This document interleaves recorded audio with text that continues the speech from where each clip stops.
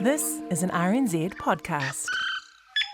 Some in the media were pondering the long-term and big-picture issues forced by the destruction of Cyclone Gabrielle pretty soon after it struck. For example, 2 days after landfall, TVNZ's Breakfast Show was quizzing natural hazards expert Professor Bruce Glavovich about that thorny issue of managed retreat. But there's tremendous resistance, and there are strong interests that will seek to prevent this. There is still climate change denialism in some of our leadership, which is quite frankly staggering, but it's a harsh reality we need to confront. Well, this week, the National Party had to confront some of that within its own ranks. MP Maureen Pugh ended up rapidly reversing her scepticism about climate science, and that gave much mirth to our media, but as Hayden Donnell now reports, one major media outlet routinely airs similar scepticism from its own staff and even on-air stars. I am waiting on the evidence from the Minister that provides that evidence. Christopher Luxon says there's no room for climate change deniers in his caucus. Yes, of course not. I'm not denying climate change. I've seen the evidence of it. We have cooled and warmed over millions of years. But you don't think the current climate change is down to humans? I have yet to see what the evidence is that they are providing about that. That's Maureen Pugh asking Climate Minister James Shaw to help her track down some evidence for the most extensively studied environmental phenomenon of the last 50 years. The West Coast Tasman MP was quickly rebuffed by her own party over her request for research assistance. National's Deputy Leader Nicola Willis kindly offered to save Shaw some trouble and lend Pugh her own reading material. I've got a lot she can read. She's going to be doing a lot of reading. 3 hours later, Pugh had apparently skimmed enough of the evidence to convince herself that anthropogenic climate change is real after all. I regret that my comments this morning were a bit unclear and will have led some to think that I am questioning the causes of climate change, and that is clearly not my position. I accept the scientific consensus that human-induced climate change is real, and there is a need to curb greenhouse gas emissions. As a National Party communications staffer stood centimetres behind her, Pugh insisted she was speaking of her own volition. Is this what you believe, or is this what you've been told to say? These are my words. Why have you been told to say that? I have not been instructed to say this at all.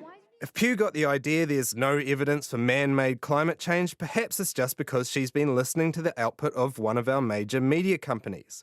Her initial, apparently regrettable statement to reporters echoed almost word for word what Leighton Smith had to say in the most recent episode of his popular NZME podcast. A number of years ago, quite a few now, I donated $1,000. Well, I promised $1,000 toward a fund that Terry Dunleavy was organising as reward, a prize if you like, for anybody who could prove that man is responsible for climate change.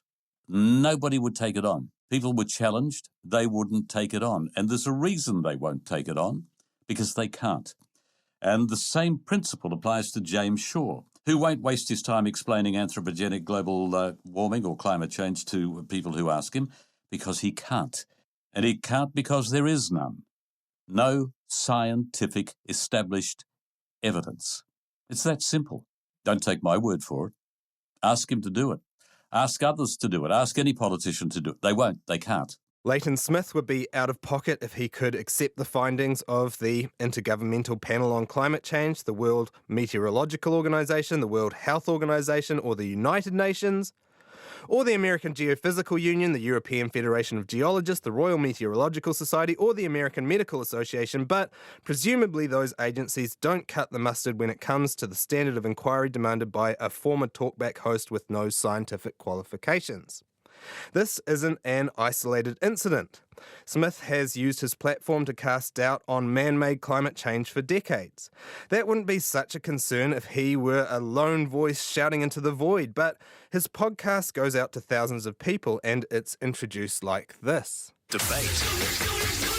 Now, the Leighton Smith Podcast, powered by News Talk ZB. Smith isn't the only one at News Talk ZB that's dabbled in forms of climate denial or, at the least, climate change minimisation. The station's most popular host, Mike Hosking, had this to say on TVNZ's 7 Sharp back in 2014. Bad news. I'm afraid the IPCC, the International Panel on Climate Change, has issued its latest report. It's 2,600 pages long and spans 32 volumes, but I can sum it up for you. We're stuffed. The seas are rising, the storms are coming, the locusts are close. We are going to climatic hell in a handcart. That's, of course, if you believe them, which, as it turns out, I don't. 20 years ago, they said we had 20 years to turn things around. We haven't. The Kyoto Protocol was a last-ditch attempt to save us all. No one adhered to it. The lesson they have not learnt is that freaking people out doesn't get buy-in. I mean, if the Met Service struggles with the accuracy of a 5-day forecast, I'm thinking a long-range prediction that takes in 86 years might be a bit dodgy. So my advice, don't let it ruin your night.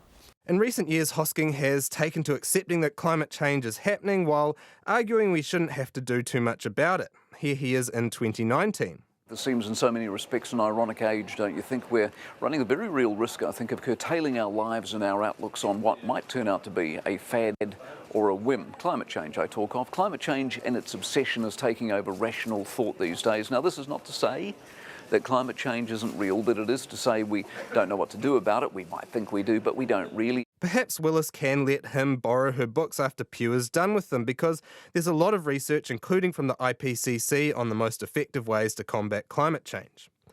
Hosking's colleague Heather Duplessis-Allen has occupied a similar position, arguing climate change isn't important enough to be at the top of the government's policy agenda, in this editorial from 2020. News Talk ZB. You know, I know I'm not actually supposed to say it, but bugger it, I'm just going to say it anyway. Climate change is not the biggest problem that this country has at the moment. It is not our biggest priority. We are responsible in New Zealand for about 0.17% at last count of global emissions. And yet today, here we have this farce of the government declaring a climate change emergency. In 2022, she followed that with another similarly themed missive headlined, "Does climate change really matter when push comes to shove?" As it turns out, it does. Here she is again following Cyclone Gabrielle. You know, in the last couple of days, I've read versions of the same headline over and over again. Will this be the climate crisis event that finally spurs action? Do you know what? I think it might be. I think for a lot of people, this might be the summer that finally drives home the fact that climate change is coming at you. Maybe that action would have been spurred earlier if more of our leading commentators had used their platform to explain why climate change is an issue that matters to New Zealanders.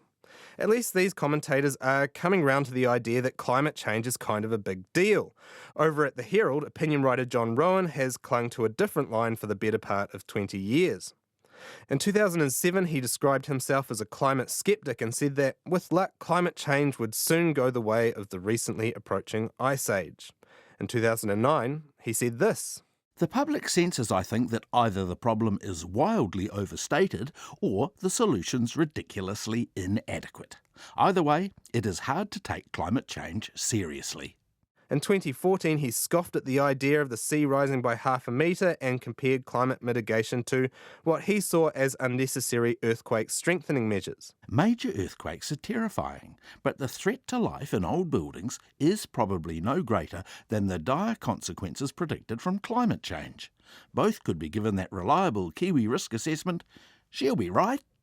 In 2017, 1 year after the Herald signed up to Covering Climate Now, which calls for responsible climate reporting, Rowan wrote a column shrugging off a dismal summer that many linked to the effects of climate change under the headline, "Year of Extreme Weather, Not So Bad." Credit to Rowan, he's consistent. Even with huge swathes of Auckland flooded and Tairāwhiti and Hawke's Bay devastated by a climate change-fueled cyclone, he's stuck to his guns. He began his column on February 18, noting that people in the background of the cyclone coverage on TV news were generally smiling, before positing that those grins were evidence of our nation's sunny outlook on a warming future beset by regular meteorological disasters. "Climate change is here, and we know now we're going to be all right." There are several people across the country who might call that assessment into question, including Tolaga Bay farmer Bridget Parker. Here she is speaking to RNZ about the damage Gabrielle did to her community. We knew Gabrielle could be bad. We prepared for the worst, but nothing prepares you for this carnage. Or as Hawke's Bay resident Andrew Biggs put it on Twitter, "We are smiling because if we don't, our kids will cry." The sobering reality facing Parker, Biggs and many others has reinforced a broad consensus on New Zealand's need to mitigate and adapt to climate change. As Maureen Pugh showed earlier this week, not believing the science on man-made climate change or the need to curb greenhouse gas emissions is now too extreme a position for either of our major political parties. For some reason, the same can't be said of all of our major media organisations.